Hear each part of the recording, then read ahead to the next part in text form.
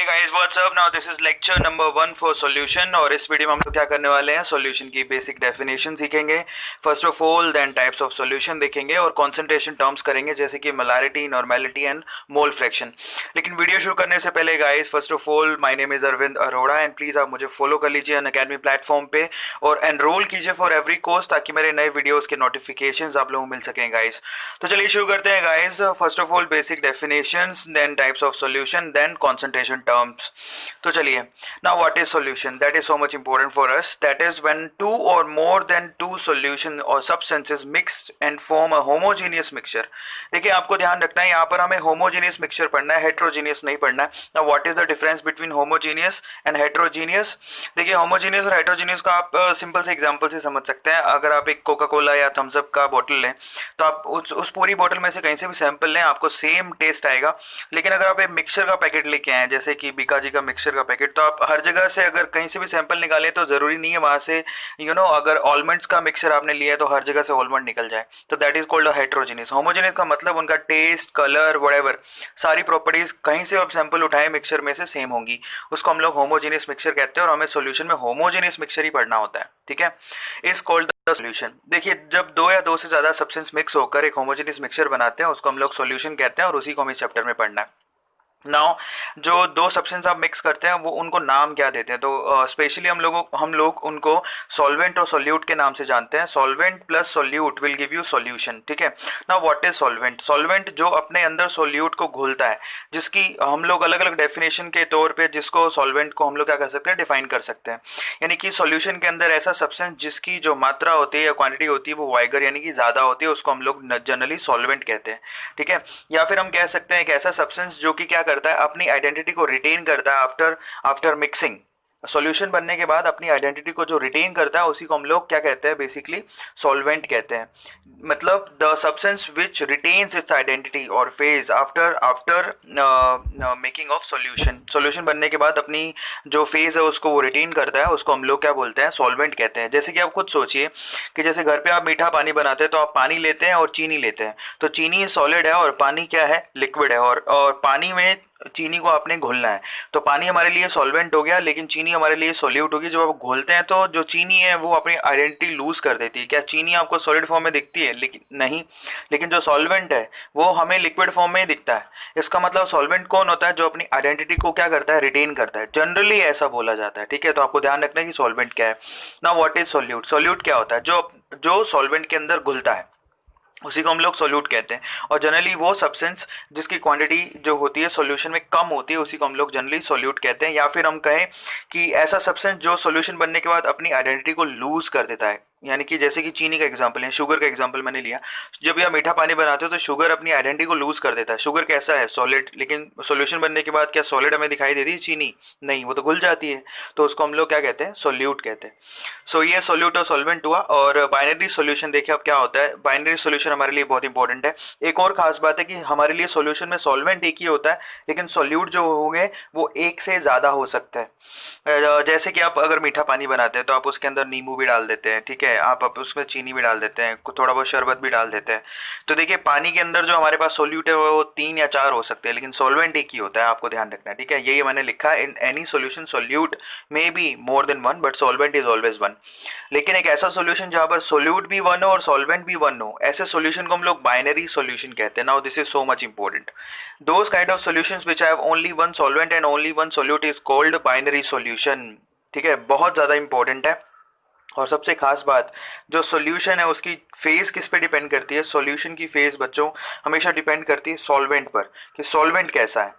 जैसा सॉल्वेंट होता है ऑलमोस्ट सॉल्यूशन का जो फेज होता है वो वैसे ही होता है। चलिए मैं आपको एग्जांपल के तौर पे बताता हूँ कि टोटल 9 तरह के सॉल्यूशन होते हैं। तो बेसिकली 9 तरह के सॉल्यूशन जो है वो एक्चुअली जो सॉल्यूशन का जो फेज होगा वो कंप्लीटली सॉल्वेंट के फेज पर डिपेंड करेगा। तो ये जनरल कैटेगराइज करा है मैंने और उसके एग्जाम्पल्स भी मैंने आपको यहाँ पर मैंशन किए हैं, जरा ध्यान से उसको देखिए। ये जो फर्स्ट आपके पास कॉलम है वो सॉल्यूट का है, सोल्यूट के फेज का है, सेकंड जो है सॉल्वेंट के फेज का है, थर्ड जो है सॉल्यूशन के फेज का है। और उसके बाद मैंने आपको एग्जांपल दिए हैं कि अगर ऐसे फेजेस लें तो उसके लिए एग्जांपल कौन से होंगे। सबसे खास बात जिस पे आपको गौर करना है वो ये है कि जो सॉल्वेंट की टेबल है वो सॉल्यूशन की टेबल के जैसी ही है, ज़रा गौर से देखिए। अगर मैंने सॉल्वेंट में लिखा है सॉलिड तो मैंने सॉल्यूशन में भी सॉलिड ही लिखा है। इसका मतलब क्या होता है कि जो सॉल्यूशन है वो बेसिकली उसका फेज जो है वो कम्प्लीटली सॉल्वेंट पे डिपेंड करता है, क्योंकि सॉल्वेंट की क्वांटिटी ज़्यादा होती है या वो अपनी जो फेज है उसको रिटेन करता है। इसका मतलब सॉल्यूशन कैसा होगा, सॉल्वेंट के जैसा। तो यहाँ पर ज़रा ध्यान से इसको देखिए। सबसे पहले मैंने सॉल्यूट लिया सॉलिड, मैं कहता हूँ सॉल्वेंट भी मैंने सॉलिड लिया। तो जब दोनों ही सॉलिड है तो सॉल्यूशन कैसा होगा, सॉलिड ऑब्वियसली। तो मैं एग्जांपल दे रहा हूँ जैसे कि कॉपर प्लस जिंक जिससे आप ब्रास बनाते हैं, ठीक है, वो एक प्योर एग्जांपल हो गया सॉलिड सॉल्यूट और सॉलिड सॉल्वेंट का। ठीक है, अब आते हैं हम लोग, सपोज हमने सॉल्यूट जो लिया वो लिक्विड लिया लेकिन सॉल्वेंट हमने सॉलिड लिया और हमारे यहाँ पर जो सॉल्यूशन तैयार होगा वो सॉलिड ही तैयार होगा। जैसे कि zinc amalgam, sorry mercury amalgam, mercury plus copper, ये अमेलगम अगर हम लोग तैयार करते हैं, हम पहले से जानते हैं कि जो मर्करी होता है वो लिक्विड फॉर्म में होता है और कॉपर सॉलिड फॉर्म में होता है। कॉपर और मर्करी आपस में मिक्स होकर अमेलगम बनाते हैं। ऐसा कई बार पूछा जाता है कि मर्करी किसके साथ अमेलगम नहीं बनाता, तो हमेशा याद रखिए मर्करी जो है वो आयरन के साथ कभी भी अमेलगम नहीं बनाता। ये सवाल काफी बार पूछा गया क्योंकि कई बार ट्रांसपोर्टेशन में मर्करी को ले जाना पड़ता है। तो आप मर्करी कॉपर के बॉक्स में कभी नहीं लेके जाते, एल्यूमिनियम के बॉक्स में कभी नहीं लेके जाते, क्योंकि उसके साथ तो अमेलगम बना लेता है। तो अगर रैक कर गया तो फिर फायदा क्या हुआ, मर्करी नहीं मिलेगा। लेकिन आयरन के साथ मर्करी कभी रैक नहीं करता, अमेलगम नहीं बनाता, इसलिए आयरन के बॉक्स में हम लोग मर्करी को ट्रांसपोर्ट करते हैं। ये क्वेश्चन काफी बार पूछा जाता है।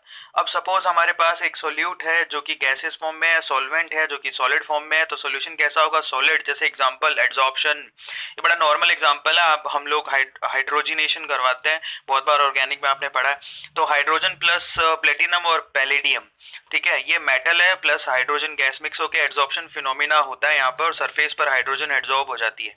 तो ऐसे सॉल्यूशन को हम लोग क्या बोलते हैं, गैसेस सोल्यूट है और सॉलिड सॉल्वेंट है। ठीक है, बहुत आसान है। अब सपोज देखिए, अब यहाँ पर तो क्या हो गया, हमारे एक जो फेज है वो खत्म हो गया, जैसे सॉलिड सॉलिड सॉलिड, इन तीनों केस में जो हमारा सॉल्यूशन था वो भी क्या था, सॉलिड। अब हम सॉल्यूशन ऐसा देखते हैं जो लिक्विड फॉर्म में आएगा, तो उसके भी तीन एग्जांपल बनते हैं। सपोज हमने सॉल्यूट लिया सॉलिड, सॉल्वेंट लिया लिक्विड, तो हमारे पास क्या आएगा, सॉल्यूशन लिक्विड। जैसे एग्जांपल शुगर प्लस वाटर, ये हमने पहले ही देख लिया।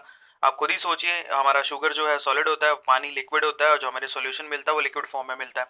दोनों लिक्विड हुए तो ऑब्वियसली लिक्विड ही मिलेगा, liquid solute liquid solvent, solution भी लिक्विड होगा, जैसे कि इथेनॉल प्लस वाटर। ठीक है, अब सॉल्यूट अगर गैस और सॉल्वेंट लिक्विड है तो हमें लिक्विड मिलेगा। अब यहाँ जो लिक्विड फॉर्म में जो हम लोगों को मिल रहा है उसका एग्जांपल क्या लिखोगे, CO2 प्लस H2O। ठीक है, बहुत आसान है। जब CO2 गैस H2O यानी वाटर में मिक्स हो जाती है तो ऐसे एग्जांपल को हम लोग gases solute plus liquid solvent कहते हैं। जैसे कि थम्स अप कोका कोला की जो बॉटल्स होती है उसमें CO2 पानी के अंदर क्या होती है, बेसिकली मिक्स की हुई होती है। तो ये हमारे पास तीन लिक्विड वाले एग्जांपल हो गए। अब हम चलते हैं आगे, अब हम गैसेस वाले एग्जांपल्स पर चलते हैं। ठीक है, यानी कि सॉल्यूट हमारा सॉलिड हो लेकिन सॉल्वेंट हमारा गैसेस हो, तो जो सोल्यूशन होगा वो भी कैसा होगा, गैसेस होगा। ठीक है, जैसे कि कैम्फर और नाइट्रोजन, तो गैस देखिए सॉलिड प्लस गैस, कैम्फर हम पता है कपूर, वो सॉलिड होता है और नाइट्रोजन गैस होती है, मिक्स हो जाते हैं आपस में। ठीक है, तो ये सॉलिड प्लस गैस का एग्जांपल हो गया। Liquid plus gas will give you gas, क्योंकि यहाँ पर जो सॉल्वेंट है वो गैसेस है, जैसे कि ह्यूमिडिटी। ठीक है, बड़ा सिंपल सा एग्जांपल है ह्यूमिडिटी। नेक्स्ट है gas plus gas will give you gas H2 plus O2। तो ये 9 तरह के जो सोल्यूशन आपको दिखाई दिए, सॉलिड लिक्विड एंड गैस, इनमें से हमें इस चैप्टर में कौन से पढ़ने हैं, स्पेशली हमें इस चैप्टर में देखो इनको पढ़ना होता है। जो लिक्विड आपके पास आपको दिखाई दे रहे हैं ना, लिक्विड सॉल्यूशन जो आपको दिखाई दे रहे हैं, स्पेशली इन्हीं के ऊपर ऑलमोस्ट सारा चैप्टर, ठीक है, इन्हीं के ऊपर सारी चीजें हैं, जैसे कि आगे कॉलिगेटिव प्रॉपर्टीज और जितने भी abnormal mass, went of factor, सब इसी के ऊपर है। ठीक है, तो इस चैप्टर की जो थीम है बेसिकली वो बस इसी बीच बीच वाली जो आपके पास ये जो मैं यहाँ पर कैटेगराइज कर रहा हूँ इन्हीं के ऊपर बेस्ड है। तो चलिए आगे चलते हैं। आई थिंक आपको ये समझ में आया होगा कि सॉल्यूशन जो है वो सॉल्यूट और सॉल्वेंट से कैसे इफेक्ट करता है, यानी कि किस पे डिपेंड करता है, उनके एग्जाम्पल कौन से हैं, वो एग्जाम्पल आप लोगों को इस टेबल में समझ में आ रहे होंगे। अब हम चलते हैं आगे। हमारे लिए इस चैप्टर में आगे बढ़ने से पहले एक और ज़रूरी चीज़ है जो हम लास्ट लेक्चर्स में पढ़ लेते हैं वैसे तो, लेकिन फिर भी बहुत इंपॉर्टेंट है, जैसे कि कॉन्सेंट्रेशन टर्म्स। हमारे जो कंसंट्रेशन टर्म्स हैं वो काफ़ी ज़्यादा इंपॉर्टेंट है, क्योंकि आगे चैप्टर में हम जो भी लो पढ़ेंगे वो सारी इनमें से कोई ना कोई कंसंट्रेशन टर्म उसमें यूज़ हो रही होगी, तो इसका रिवीजन करना ज़रूरी है, अदरवाइज हम लोग आगे नहीं बढ़ पाएंगे। हमारे पास टोटल कंसंट्रेशन टर्म्स कितनी है, टोटल ये 10 आपको दिखाई दे रही हैं। इनमें से काम कौन सी सबसे ज़्यादा आती है वो मैं आपको बताऊंगा, लेकिन रिवीजन तो हमें सभी का करना पड़ेगा।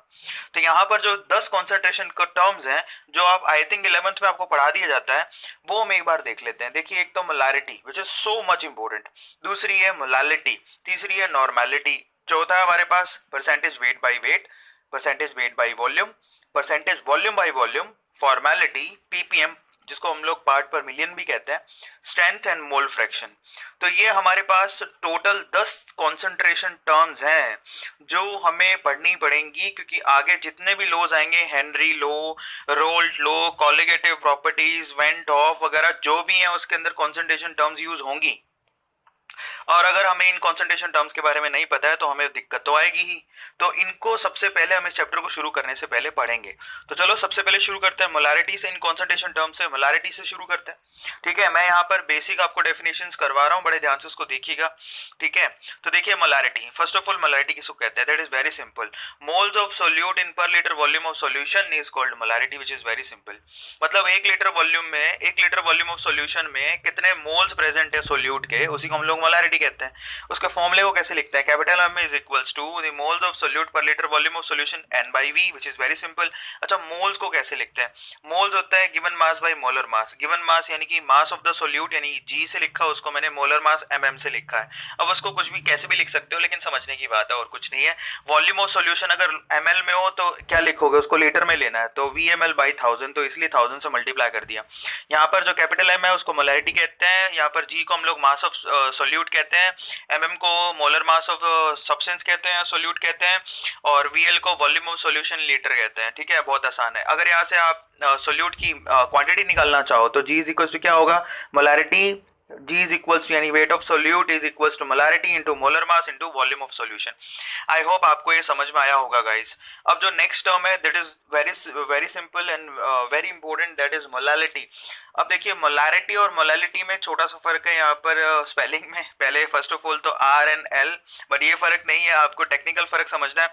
Now what is that, that is molality is equals to moles of solute in per kg weight of solvent। now this is so much important। यहाँ पर हमने क्या लिया, moles of solute in per liter volume of solution। यहाँ पर हम क्या ले रहे हैं, moles of solute in per kg weight of solvent। बदल गई हैं चीजें, यहाँ पर लीटर वॉल्यूम तो यहाँ पर केजी वेट, और यहाँ पर लिया था आपने सॉल्यूशन। यहाँ पर सॉल्यूशन से मतलब नहीं है, यहाँ पर किससे मतलब है, सॉल्वेंट से। This is so much important. इसको डिफाइन कैसे करेंगे, इसको स्मॉल m से लिखा जाता है, इसको कैपिटल M से लिखते हैं तो इसको स्मॉल m से लिखते हैं। So this is small m is equals to the moles of solute divided by per KG weight of solvent. Mole को कैसे लिखते हैं, given mass of solute divide by molar mass of solute into किससे multiply करेंगे, weight of solvent must be in KG, और अगर ये ग्राम में हुआ तो 1000 से डिवाइड कर दिया, तो ये सिंपल सा फॉर्मूला आ गया। सो अगर आप मोलालिटी निकालना चाहो, और ये टर्म जो है बहुत बार यूज हुई है, आगे सबसे ज्यादा मोलालिटी को इस्तेमाल किया है। अच्छा, कई बार पूछते हैं दोनों में फर्क क्या है। देखिए मोलालिटी जो है टेम्परेचर डिपेंडेंट होती है, क्योंकि वॉल्यूम टेम्परेचर के रिस्पेक्ट में चेंज होता है, लेकिन जो मोलालिटी है वो टेम्परेचर डिपेंडेंट बिल्कुल नहीं होती है। और ये आपको ध्यान रखना है कि यहाँ पर टेम्परेचर का कोई इफेक्ट नहीं पड़ता, क्योंकि यहाँ पर टेम्परेचर डिपेंडेंट फॉर्मूले में कोई यूनिटी नहीं है। मास कभी भी टेम्परेचर पर डिपेंड नहीं करता, लेकिन वॉल्यूम टेम्परेचर डिपेंडेंट होता है। तो ये बेसिक दो टर्म मैं इसको अब इस लेक्चर में करवा रहा हूँ, आगे हम लोग बाकी टर्म्स को पढ़ेंगे। Till then thank you so much guys for supporting my channel on YouTube also. आप लोग यूट्यूब पे भी अच्छा सपोर्ट कर रहे हैं, मैं 10,000 क्रॉस कर गया हूँ। Thank you so much for that. और अनअकैडमी पे प्लीज़ आप इन वीडियोस को शेयर कीजिए जितना आप कर सकते हैं, और जिससे नीडी स्टूडेंट्स जो है उनको ये सब चीज़ें उनको भी पढ़ने को मिले और उनको एग्जाम में मदद मिल सके। जितना मैं कर सकूँगा मैं करूँगा। फॉलो कीजिए guys, now this is so much important for me. Follow कीजिए अनअकैडमी प्लेटफॉर्म पे, जितना आप इनको शेयर करेंगे, फॉलो करेंगे, उतनी मेरी हिम्मत बढ़ेगी और मैं आप लोगों के लिए अच्छे से अच्छा कोर्स आप लोगों के लिए लेके आ सकूंगा। Till then thank you so much guys, thank you so much, thanks a lot.